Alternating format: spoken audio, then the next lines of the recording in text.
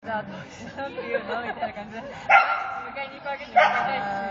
し。だから私なんかやっぱ車が入って方は私は緊張なので、助かるって言われて、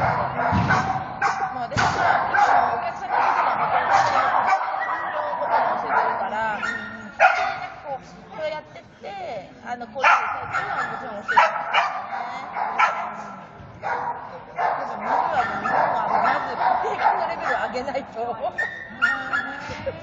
いや、でも、それは、犬のレベルじゃなくて、